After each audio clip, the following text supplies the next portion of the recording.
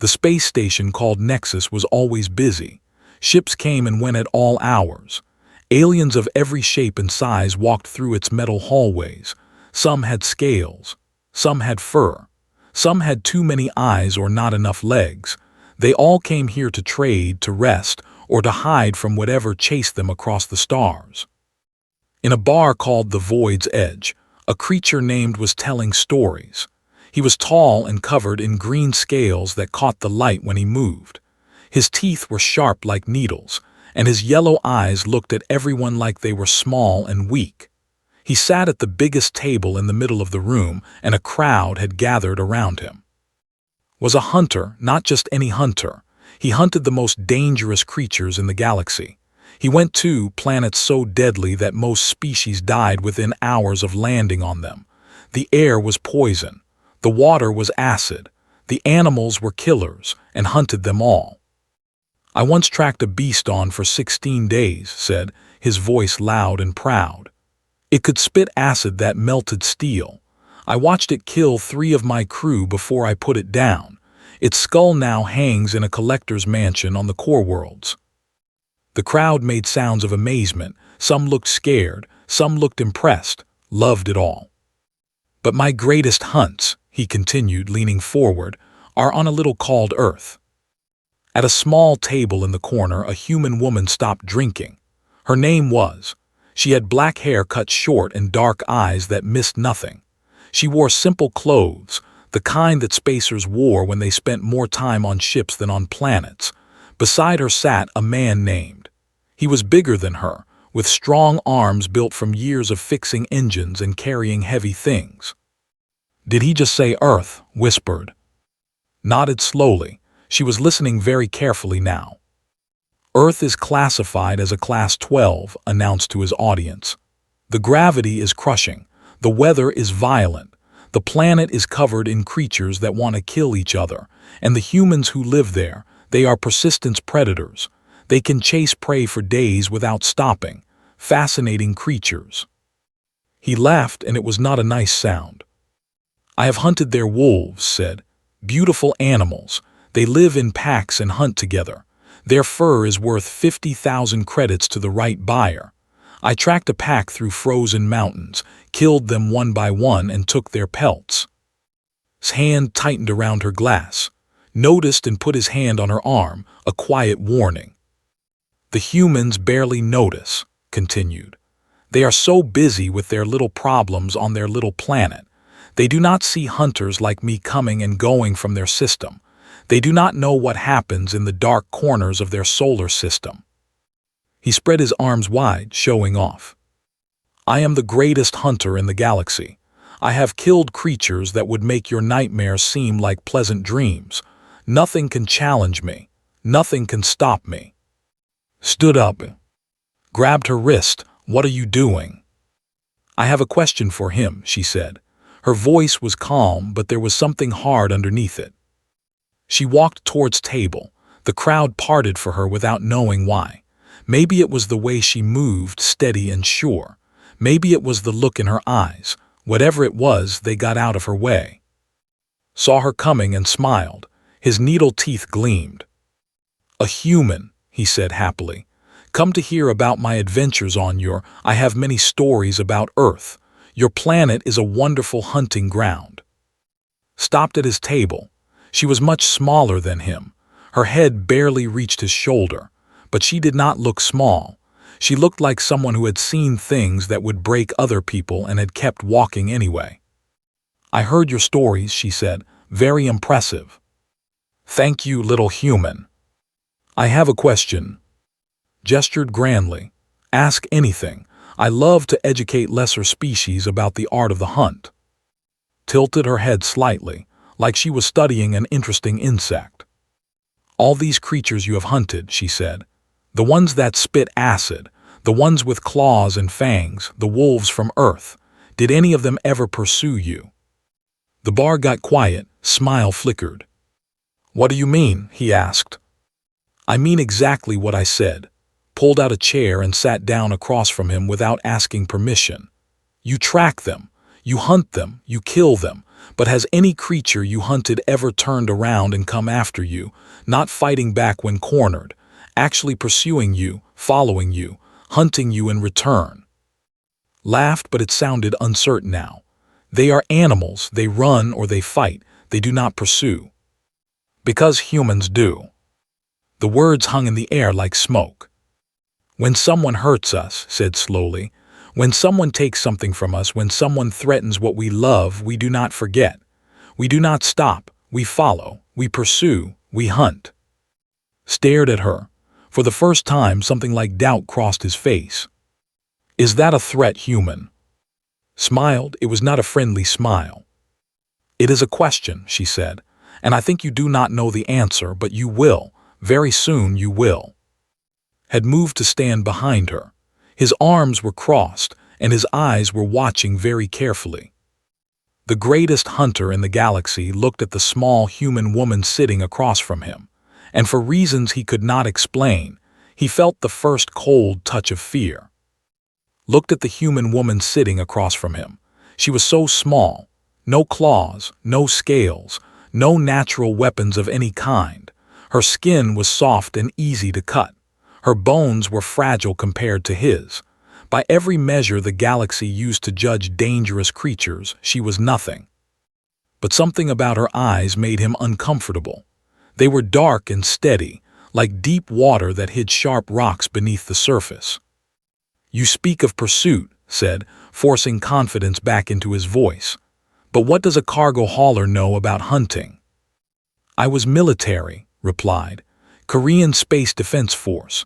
8 years tracking pirates and smugglers through asteroid belts. I learned to follow trails that others said were impossible to find. And now you haul boxes across the stars, waved his hand dismissively, a waste of whatever skills you had. I still use them, reached into her jacket and pulled out a small device. When she pressed a button, a hologram appeared above the table. It showed a map of stars with a red dot blinking slowly as it moved across the display. Do you know what this is? Stared at the hologram. His scales shifted color slightly, turning a little paler. 3 months ago, said, you visited a place called Colony. It is a small farming settlement in the outer parts of the Sol system. Korean families, mostly. They left Earth to find peace among the stars.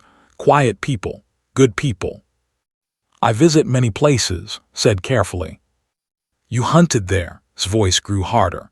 You took trophies from the local animals, but you also killed a boy, a 14-year-old human child named. The bar had gone completely silent. Even the music had stopped. Everyone was listening now. His body was found in the forest, continued. The wounds on him matched the wounds you leave on your prey. His family's animals were slaughtered. His dog, a good dog that came from Earth wolf bloodlines, was skinned and taken. Opened his mouth to speak, but kept talking. The colony asked for help from the authorities, but your ship's identification was fake. You had paid the right people to look the other way. You thought you were safe. You thought no one would come looking. She tapped the hologram. The red dot blinked steadily. That is your ship. I have been following you for 11 weeks, through 6 star systems, across 4 sectors of space. You changed your ship's name twice. You switched transponder codes 3 times. You thought you were impossible to track. Leaned forward. You were wrong. His confidence was cracking now. He looked around the bar, but his admirers had pulled away from him. No one wanted to stand close to him anymore. The boy's grandmother came to me, said. Her name is, she is 73 years old. She spent her whole life working so her family could have a future in the stars. She buried her grandson in soil that was not Earth. She held her daughter while she screamed. And then she found me and asked me to find the thing that killed her grandchild. His eyes never left his face. Do you want to know about human persistence? Hunter is on my ship right now. 73 years old, and she refused to stay home. She said she wanted to look into your eyes. She said she wanted you to know who was before you faced justice. Stepped closer to the table. His hand rested casually on his belt, near where a weapon might be hidden. "This is madness," hissed. "You have no authority here. This station is neutral territory. You cannot touch me." "I am not here to arrest you," said. "Not yet. I am here to answer my own question. I wanted to see if any creature you hunted ever pursued you. Now I know the answer." She stood up and walked to the bar's window. Outside, the blackness of space was filled with stars and the lights of ships coming and going from the station. "Look outside," she said. Did not want to look, but he could not stop himself. A ship appeared out of nothing. It had been hidden, using technology that bent light around it. The ship was human-made, sleek and dangerous-looking, with markings from Earth's military tradition. Then another ship appeared, and another, and another. 6 human ships now hung in space outside the bar's window. They had been there all along, waiting and watching. "His father is on the first ship," said. He was a mining engineer, peaceful man, never hurt anyone in his life. After his son died, he sold everything he owned and bought a ship, taught himself to fly. He has been tracking you separately from me. Took him longer, but he never gave up." Another ship. "His uncle, he brought his whole cargo crew with him." Another ship. "His teacher, she said was the best student she ever taught. She has been working with the colony militia to coordinate this." Scales had gone white now. Real fear showed in his yellow eyes. "You killed a child from us," said quietly. "You thought humans would cry and then forget. You thought we were like the animals you hunt, but we are not. When you hunt us, we remember, we organize, we communicate across the stars, we follow." She walked back to the table and looked down at him. "You wanted to know what makes humans dangerous. It is not our strength, it is not our speed, it is the fact that we never stop. We crossed oceans on Earth. We crossed continents. We crossed the space between stars, and when someone hurts our family, we do not rest until we find them." His voice was barely a whisper now. "What do you want?" Smiled, and there was no warmth in it at all. "I want you to understand something before this ends. You thought you were the hunter. You were never the hunter. From the moment you killed that boy, you became the prey." Moved before anyone expected it. His species was fast, much faster than they looked. In one motion, he flipped the heavy table toward and pulled a weapon from under his cloak. The gun hummed as it powered up, ready to fire. But was not where she had been standing. She had seen his muscles tense. She had watched his eyes flick toward his hidden weapon. Humans evolved to read body language, to predict what animals would do next. It was how they survived on Earth for thousands of years, and had spent 8 years in the military learning to read alien body language too. She rolled to the side before the table even left the ground. By the time aimed his weapon at where she had been, she was already behind a support pillar. Did not roll. He was too big for that. Instead, he drew his own weapon and fired twice before could adjust his aim. Both shots hit his gun arm. The weapon fell from his clawed fingers and clattered on the floor. Screamed. It was a high, ugly sound that made the other aliens in the bar cover their ears. "Did you know," said calmly, keeping his weapon pointed at the wounded hunter, "that humans evolved to throw things? Our shoulders are built differently than most species. We can put a projectile exactly where we want it from across a room." Clutched his bleeding arm. Green blood dripped between his fingers and pooled on the floor. He stared at the 2 humans with real terror now. He had hunted dangerous creatures all his life. He had faced beasts that could tear him apart. But he had never seen anything move the way these humans moved, never felt so completely outmatched. "Station security will come," gasped. "You will be arrested." "For what?" stepped out from behind the pillar. Her voice was calm, like she was discussing the weather. "You drew a weapon first, defended us. Every creature in this bar saw what happened." She looked around the room. The other patrons quickly looked away. None of them wanted to get involved. None of them wanted to defend the hunter who killed children. "Besides," continued, Station security has been very cooperative once I showed them my evidence. Your hunting license does not cover sapient species. Killing a human child is murder under galactic law. Your protections mean nothing. Tried to stand, but his legs would not hold him. The pain from his arm was too much. He collapsed back against the wall, breathing hard. The colony has requested your extradition, said. The Sol system authorities have agreed. You will face trial on Earth under human law. Earth's voice cracked. You would take me to our laws. Crouched down so she was at his eye level. You thought Earth was a hunting ground. You will learn it is also where we deliver justice. The bar's main door opened. A group of armored humans entered, moving with military precision. They spread out quickly, covering all the exits, forming a clear path from the door to where sat bleeding on the floor. These were not soldiers from any official military. They were colonists, miners, farmers, teachers, people who had learned to fight because the universe forced them to. People who had dropped everything to join this hunt because one of their children had been killed. At the front of the group was an old woman. She walked slowly, her back straight despite her age. Her hair was silver, and her face was lined with wrinkles that told the story of a hard life, but her eyes were sharp and clear. Stopped in front of and looked down at him. For a long moment she said nothing.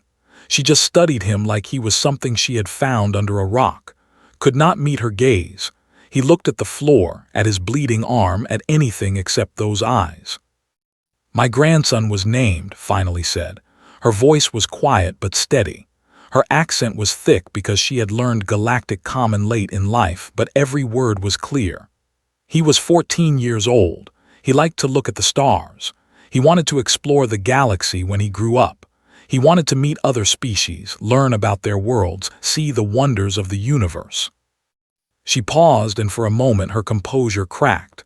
Pain showed on her face, raw and deep, but she controlled it. She pushed it down and kept speaking. He was kind to animals. He took care of a dog named. She was descended from Earth wolves, the same wolves your kind finds so valuable. Loved her. She slept at the foot of his bed every night. She protected him. His hands trembled slightly, but her voice stayed strong. You killed them both. You killed my grandson and his dog. You left their bodies in the forest like garbage. You took fur as a trophy. Made a sound, maybe trying to speak, maybe trying to apologize. Held up her hand and he went silent. I am not here for your words, she said. I came because I wanted you to know who he was, not just another trophy, not just another kill. A boy named my daughter's son, my only grandchild, the last light of our family. She reached into her pocket and pulled out a small photograph. It showed a teenage boy with a bright smile, hugging a fluffy white dog. They both looked happy, unaware of what was coming for them. Held the photograph in front of his face. Look at him, she commanded. Remember his face. You will carry it with you for the rest of your life. Looked, he had no choice, and something changed in his expression. For the first time, the creature he had killed became real to him. Not prey, not a trophy. A child with a name and a family and dreams that would never come true. Put the photograph away and turned to. I am finished, she said quietly. Take him. Nodded respectfully. Yes, grandmother. She gestured to the armored colonists. They moved forward, lifted from the floor and bound his arms behind his back. He did not resist. The fight had left him completely. As they led him toward the door, looked back at one last time. The old woman stood watching him go, her face unreadable. How long? Asked weakly. How long would you have chased me? His answer was simple. Forever. The journey back to Earth took 3 weeks. Ship led the small fleet of human vessels through the dark spaces between stars. Behind them, Nexus Station grew smaller and smaller until it was just another point of light, and then nothing at all. Was kept in a secure cell in the lower deck. The room was small but not cruel. He had a bed, clean water, and food that his species could eat. The humans were not torturing him. They were not starving him. They were simply keeping him contained until he could face justice. This confused more than anything else. He had expected violence. He had expected revenge. Every species he knew would have killed him slowly for what he did. They would have made him suffer. But the humans fed him on schedule, checked his wounds, and made sure his cells stayed at the right temperature for his biology. Came to check on him once a day. The big engineer would look through the cell's window, make sure was still alive, and leave without saying a word.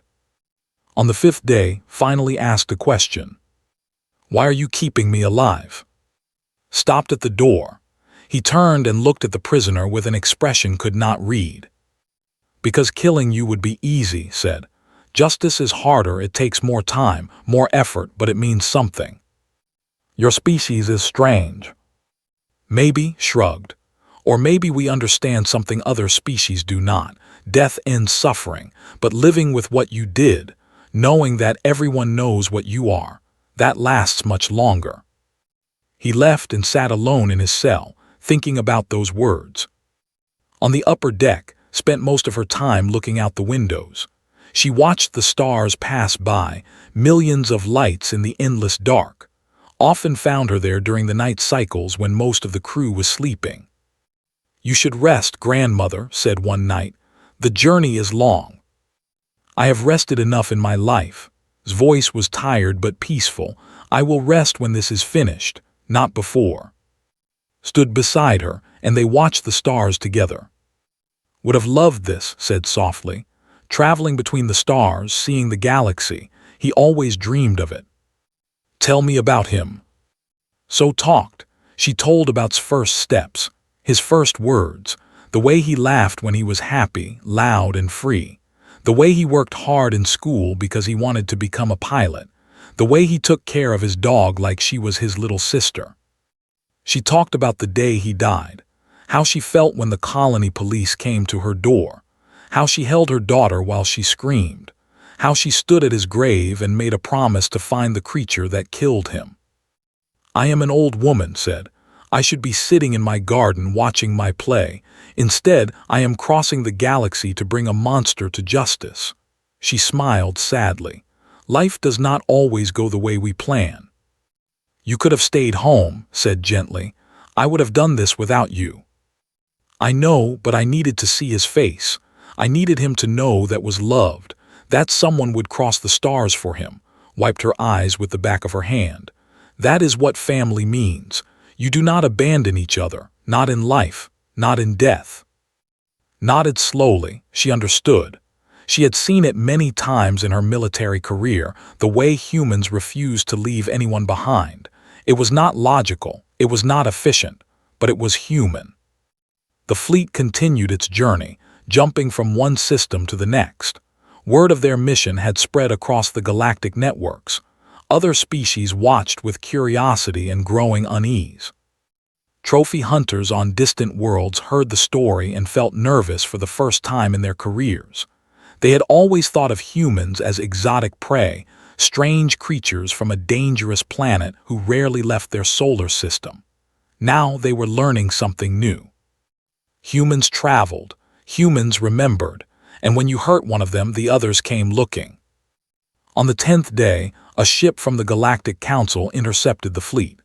A council representative, a being made of shifting light patterns named, requested permission to board ship. Granted it. Floated into the meeting room like a living rainbow. Its voice came from everywhere and nowhere at once. "The council has received complaints," said. "The hunter claims he is being illegally detained. He demands release and protection under galactic law." "Killed a sapient child," replied calmly. "His hunting license does not cover murder. The Sol system has legal authority to try him. The evidence is circumstantial." Placed a data chip on the table. This contains genetic evidence from the crime scene. Scales were found on his body. His ship's records show he was at Colony on the day of the murder. We have witness statements from Colony members who saw his ship landing. examined the data in silence for a long moment. "This evidence appears valid," the council representative finally admitted. "The council will not interfere with your legal proceedings." "Thank you. But I must ask," Slight Patterns shifted curiously, "why go to such lengths? One child, one death. Your species has millions of children. Why pursue justice so far for so long?" Thought about the question carefully before answering. "Because every human life matters," she said. "Not because of numbers, not because of logic, because was someone's son, someone's grandson, someone's student, someone's friend. And the people who loved him refused to let his death mean nothing." She looked at steadily. "That is what makes us human. We do not calculate the value of a life. We simply refuse to accept that any life is worthless." Was silent for a long time. Then it made a sound that might have been understanding.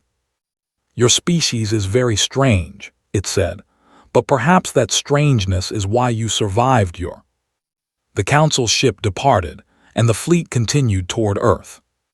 On the 15th day, they passed the outer planets of the Sol system.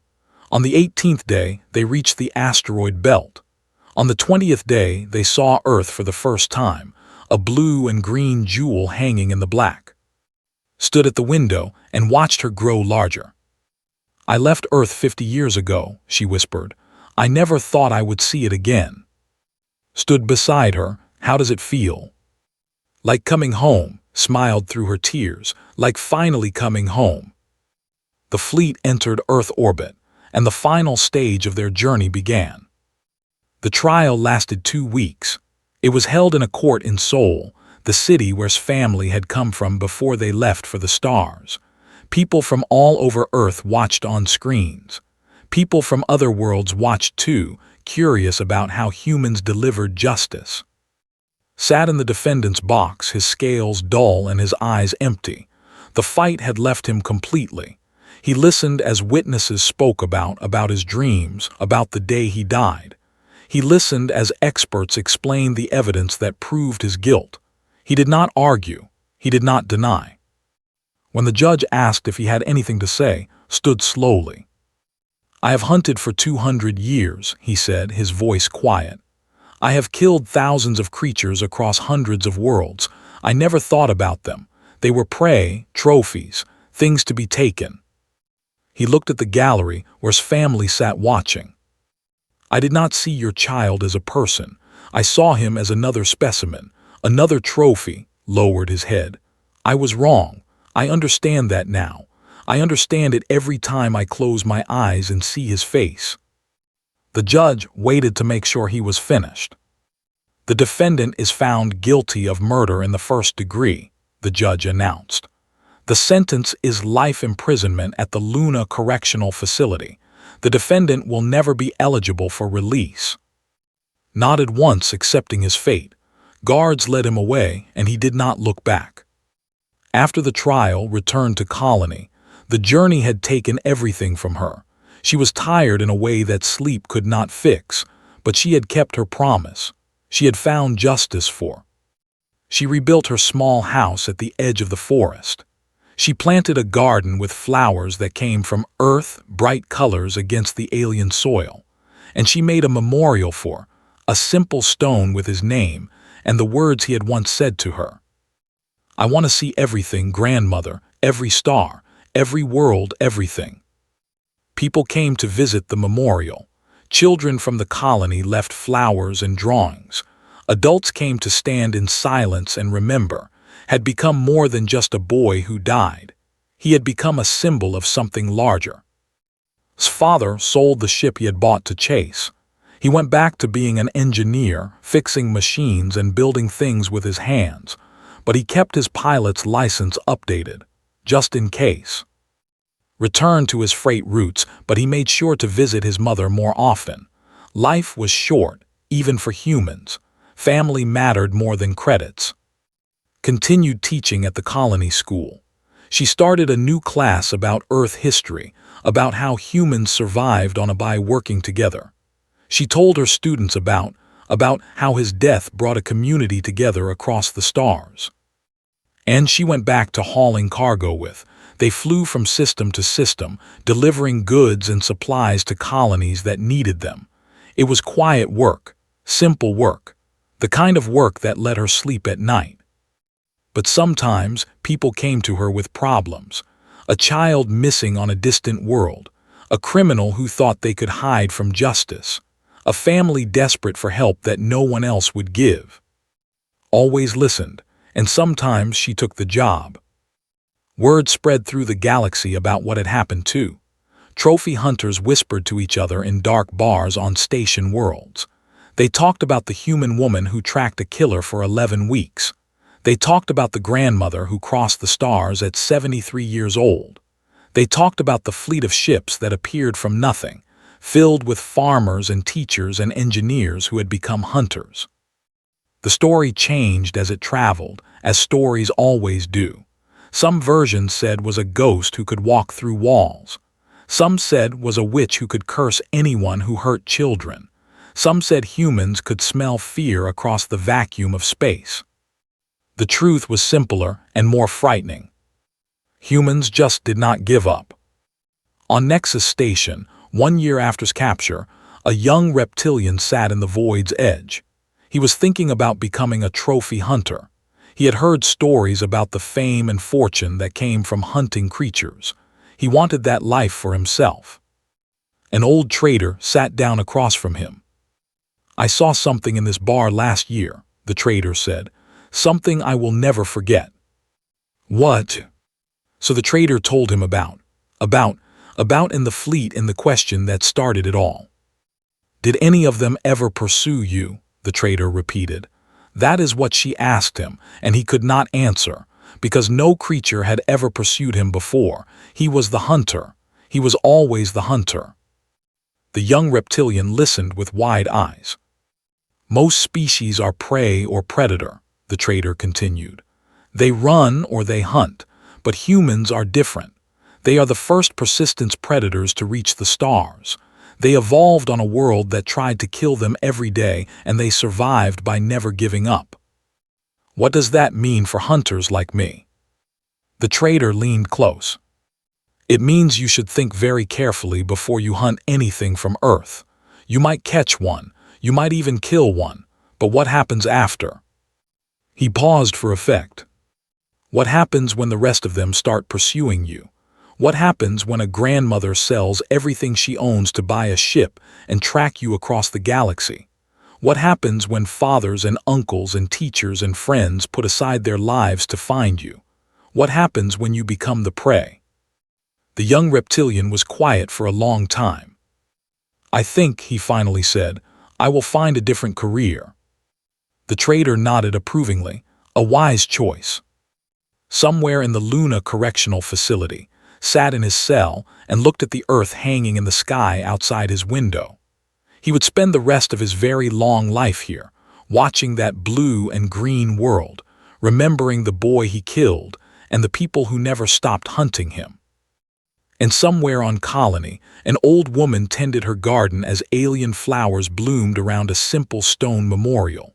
She talked to her grandson sometimes, telling him about her day, about the colony, about the stars he had loved so much. "They know about us now," said softly, looking up at the sky. "They know what happens when they hurt our family. They know we never stop." She smiled, and there was peace in it. "Rest well, we remembered you. We will always remember." Above her, the stars burned on, endless and eternal, witnesses to the species that crossed them for love and justice, and the simple refusal to give up. The galaxy had learned an important lesson. Do not hunt humans, because humans hunt back.